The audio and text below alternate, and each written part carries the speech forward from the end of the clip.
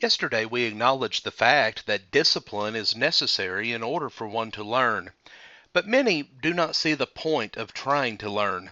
The book of Proverbs contains a few passages that deal with the benefit of discipline and ultimately the end result of discipline. In Proverbs 19 and verse 20, Solomon says, "Listen to counsel and accept discipline, that you may be wise the rest of your days."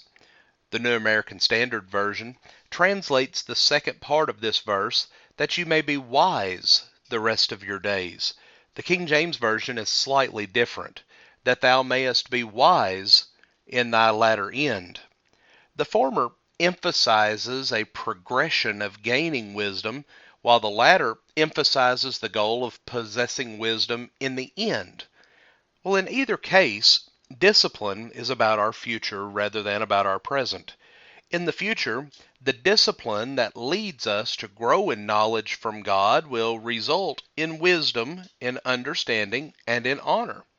Solomon says, "For the commandment is a lamp, and the teaching is a light, and reproofs for discipline are the way of life." Proverbs 6 and verse 23. Now, in this verse, we see that discipline leads to wisdom. It leads to understanding. It leads to honor. And if these were not enough to convince us of the benefits of discipline, Solomon adds here that the path of discipline is the very way of life. It will help us avoid trouble in this life, Proverbs 6 verses 24 through 35, but also it will help us as we go into the life that is to come, Proverbs 7 verses 22 through 27. Solomon says that it is a fool who rejects his father's discipline, but he who regards reproof is sensible, Proverbs 15 and verse 5. Friends, knowing the benefits of discipline, it is only a fool who rejects it. One who is sensible will accept discipline because he knows that it is ultimately for his own good. Solomon says that stripes that wound scour away evil, and strokes reach the innermost parts, Proverbs 20 and verse 30. This verse mentions the unpleasant nature of discipline. We've already acknowledged the fact that no one really likes discipline. We don't like being told that we're wrong. When we're children, we don't like having to answer to our parents when we've made a mistake, when we've done something wrong. But we understand that punishment is there for a reason.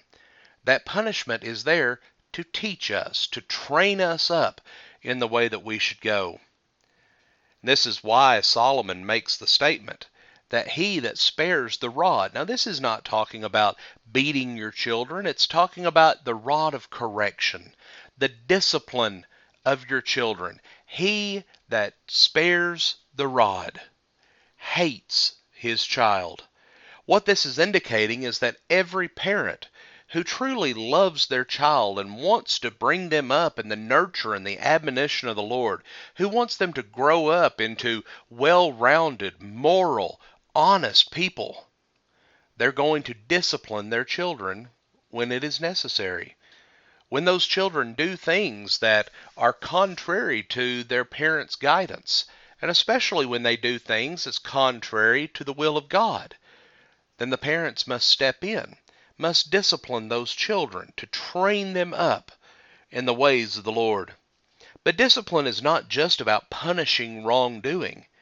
It's also not just about suffering consequences as a fact of life. But there is another purpose to discipline. And I love the way that Solomon puts this. It is the scouring away of evil. Discipline that is properly administered and is also properly regarded by the one being disciplined will help him to remove sin from his life, not just outwardly, but from his heart as well. This concept of scouring means that it is deep-reaching, taking that evil out of our life, purging it from us, and replacing it with those things that are good. Friends, we want to thank you for joining us for our program today. Please consider these things that we have discussed. Have a blessed day and a wonderful weekend ahead.